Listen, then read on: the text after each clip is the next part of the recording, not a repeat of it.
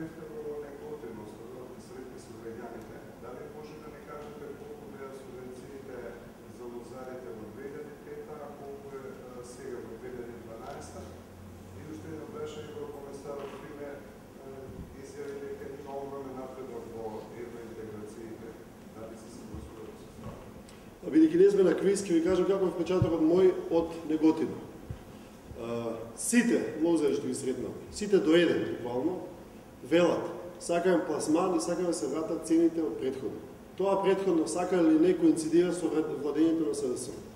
Двата дена субвенции не им вршат работа за земјоделците кои што не може да продават грозјето веќе трета година. И сите се жалат на темата грозје и на темата дека владата во разни дилови со производувачите всушност им го краде трудот на лозарите. И тоа беше општ заклучок на сите места што ги посетили. Околу фула што беше прашањето?